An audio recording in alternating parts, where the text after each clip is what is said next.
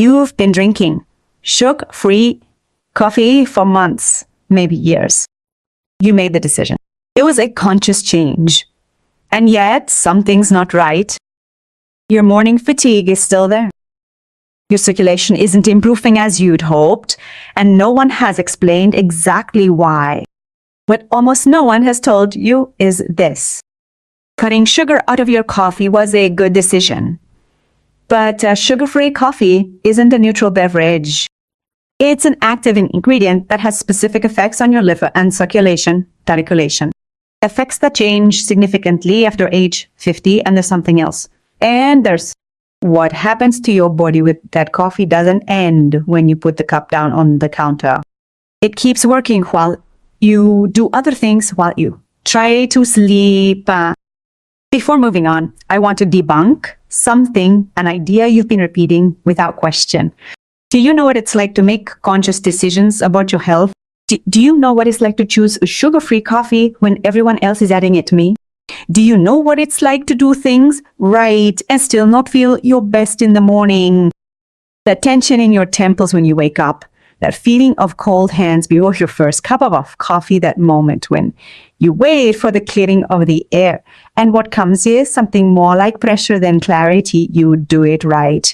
And still, your body doesn't respond as it should. This didn't start yesterday.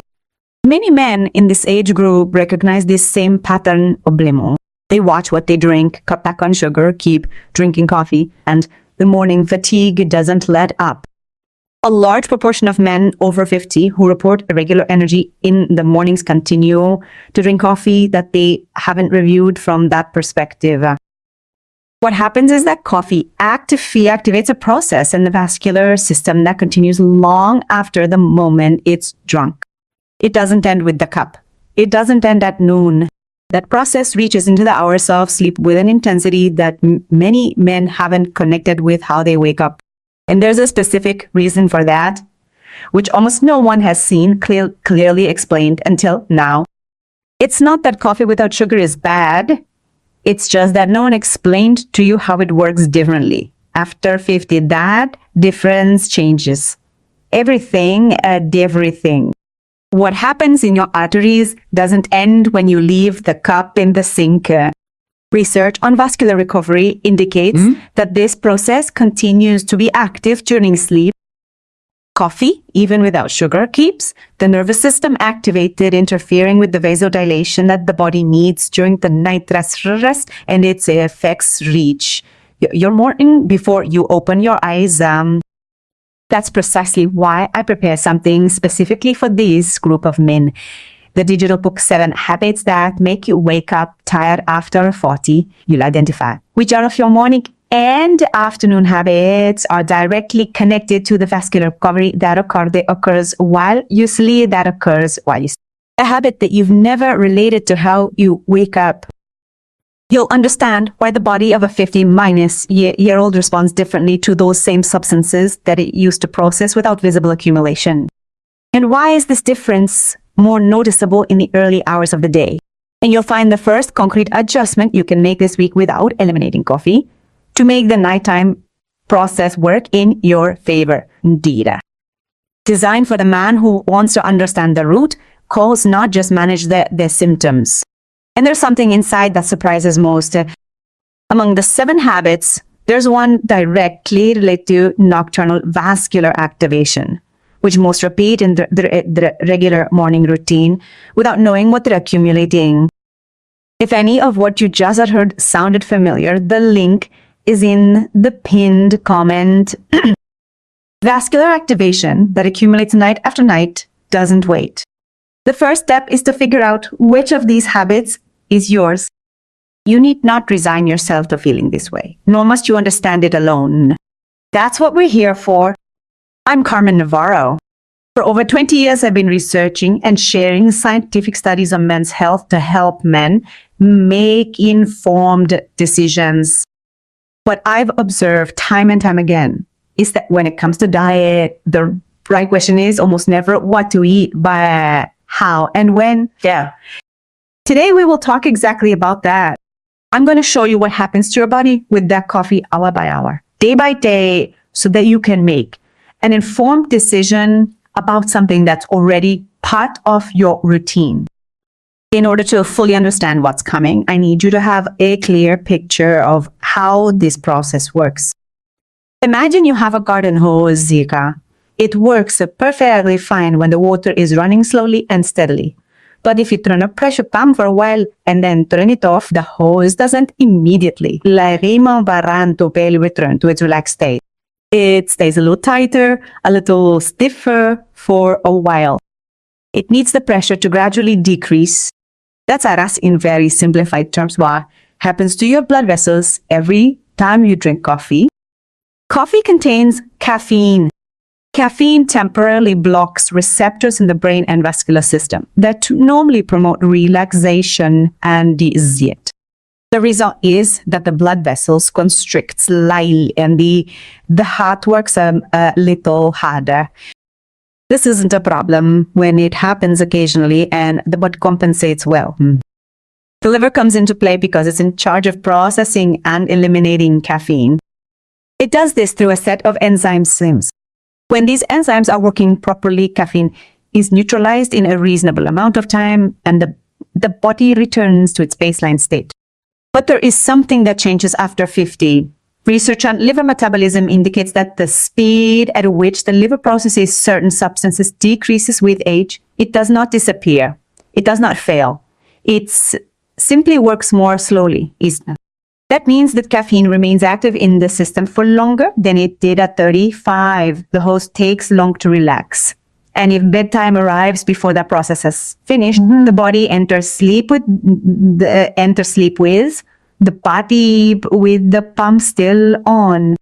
Pedro was 61 years old and lived in Bilbao. He had been drinking coffee without sugar for over a year, a decision that he felt good about. 3 cups a day, 1 when he woke up, 1 mid-morning, 1 after lunch. Nothing extraordinary. It was what everyone did. What Pedro noticed without connecting it was that he woke up at 100 tense moments almost every morning. It took him between 20 and 30 minutes to feel fully awake. He thought it was his age. I thought this was what waking up after 60 was like. Now that you understand the mechanism, let's see what happens in your body hour by hour, day by day, and week by week. In the first few hours after the last coffee of the day, the liver begins its processing work.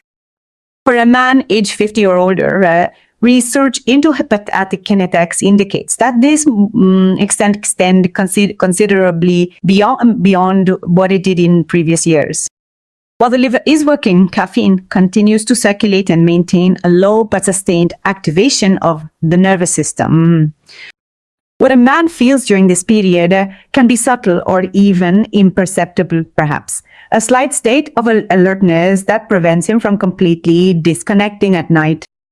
Perhaps difficulty in falling into deep sleep as quickly as before. Perhaps nothing that he can clearly name. And it is precisely that, the absence of clear symptoms, that makes this process go unnoticed for months or years, for years. Painless, alarming. It just keeps adding up. When the same pattern repeats itself day after day, NAF, afternoon coffee, constricted blood vessels, a slower liver processing cadence, sleep that starts with the pump still on, something begins to accumulate that researchers in vascular chronobiology describe as a residual sympathetic load. The body doesn't fully reset from one night to the next. It starts each morning with a slightly more tense starting point than the day before. Research shows that this accumulation of nocturnal activation has visible effects on how a man wakes up. That feeling of not having been fully rested, even though the hours of sleep were sufficient. During this period, many men report that they begin to rely on that first morning coffee not as a pleasure, but as a compensatory mechanism. They needed to reach the level of alertness that they used to have naturally when they woke up. Coffee, which used to be a ritual, becomes an emergency need, and no one connects that change with the afternoon coffee the day before. Before we continue, I want to ask you something. About these 3 moments of the day, which one do you recognize in yourself? The morning coffee that you absolutely need before going out, the after lunch coffee that is almost automatic, or the mid-afternoon one that you started having occasionally and now you don't know when it became every day. Tell me in the comments. There is no wrong answer. There is a lot of information on which one is yours. Over time, circulation at rest begins to reflect this pattern. Research on vascular health in middle-aged men indicates that the quality of sleep has a direct impact on vascular elasticity, the ability of the vessels to adapt, dilate, and relax. When sleep is fragmented or becomes less deep on a sustained basis, this elasticity suffers. The liver, for its part, adjusts its workload. The enzymes that process caffeine continue to function, but at a rate that does not always manage to complete this cycle before the next one begins. It is a cumulative, silent process with no visible alarms. The information you are receiving is educational and does not replace medical advice. If your symptoms persist, talk to a healthcare professional. And there's something about this process that the video hasn't covered yet. And it's the part that surprises men the most when they first see it explained. There's one more myth, the quietest of all the one, that most men repeat without questioning it, precisely because it seems innocent. And it has to do with the sympathetic activation that caffeine leaves in the vascular system. A process that this video has covered in part, but whose nocturnal extension is the piece that most men need to see. What caffeine does to blood vessels doesn't end with the last rate. Research on vascular kinetics indicates that this activation lasts for hours and that in men 50 and older, this time is considerably longer than at previous ages. What happens while you sleep is non-neutral rest. It's active vascular recovery, and this process is directly affected by what is circulating in the system at that moment. What you feel when you wake up is the result of those hours, not the hours you were awake. That connection between the last coffee of the day and the quality of your nighttime recovery is exactly the kind of connection that men in their very sane beyond are missing. That's why I created the ebook 7 Habits That Make You Wake Up Tired After 40. You will laugh. You'll identify which of your drinking habits are directly linked to residual sympathetic activation, the specific habit that you've never related to how you wake up. You'll understand why the biology of 50-year-old men makes that vascular recovery process more sensitive to late night caffeine. And why what worked without noticeable consequences at 40 doesn't work the same anymore. And you'll find the first adjustment you can implement this week without giving up coffee, so that your sleep starts doing what it's supposed to do.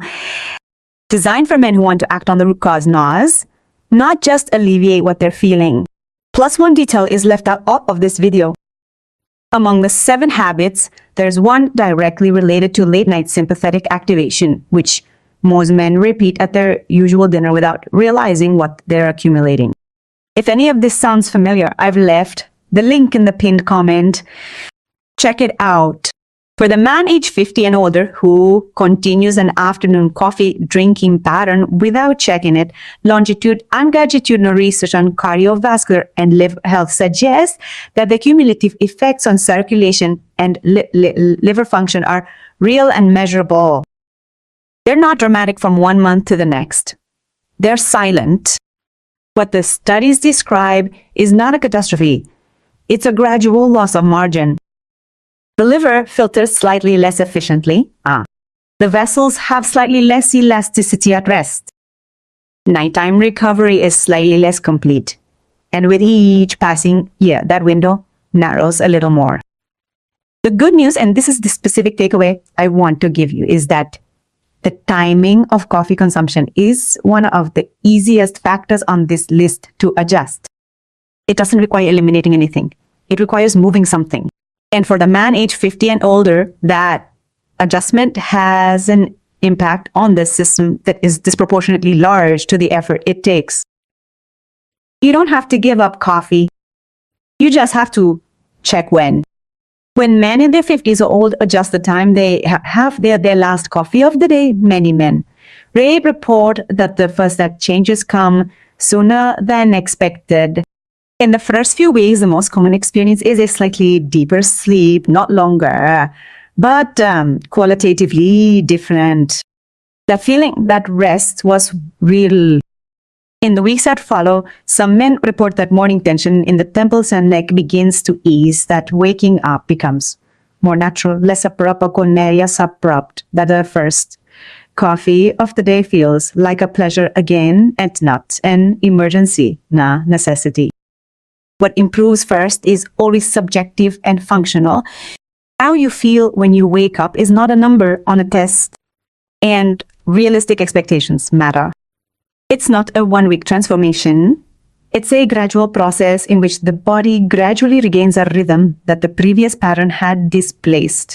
Within the first month, many men recognize a difference in their mornings, and that difference is enough to make the adjustment seem obvious in retrospect. Remember Pedro, right?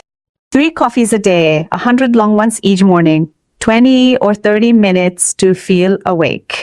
He had been believing for months that it was age, that this was normal after 60. What changed wasn't giving up coffee. It was moving the third cup, the one after lunch, to mid-morning along with the second, and eliminating any coffee intake after 2 in the afternoon. In the following weeks, Pedro began to notice that he woke up with less tension in his temples. Not every day, not all at once, but several days he woke up before his alarm with a clarity that he hadn't remembered having in a long time. What changed wasn't the coffee. It was if you have someone close by, a friend, a sibling, someone you share your morning coffee with, and you know that it's been a while since you've reviewed this habit from this perspective, share this bitty video. Sometimes the information that changes something comes from someone who knows you.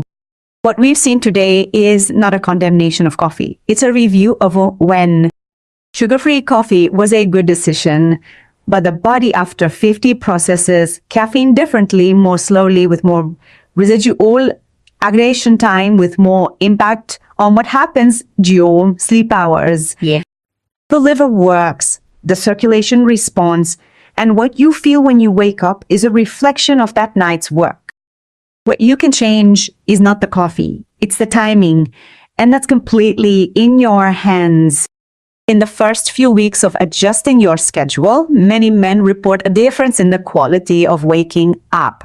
In the weeks that follow, a little more clarity in the morning, less reliance on that first cup as an emergency. In the first month, many recognize that their mornings are more like they remember, and that the change came not from eliminating something, but from moving it. Every morning is an opportunity to wake up differently. Today, you know how. And waking up differently isn't a wish. It's the result of changing something specific. Today, you know what? What's left is to figure out which of the 7 is yours. Every night that goes by with the activation pattern intact is one more night where vascular recovery doesn't do what it should. That can't be recovered by sleeping more hours. It can be recovered by changing what happens before you go to sleep. Get the digital book, 7 Habits That Make You Wake Up Tired After 40 now, and understand which habits are interfering with your vascular recovery each night. I'll learn. It's going to happen tonight anyway. The question is whether it happens with the right habit or the wrong one. The sympathetic activation that accumulates night after night doesn't wait. The link is in the pinned comment. Check if you're repeating the late night caffeine pattern without realizing it. Tonight, I'm Carmen Navarro. See you in the next video. Caring for yourself, being informed, and remembering today's knowledge changes tomorrow's feeling. Important note, this video is for informational and educational purposes only. It is not a substitute for professional medical advice. Always consult your doctor before making changes.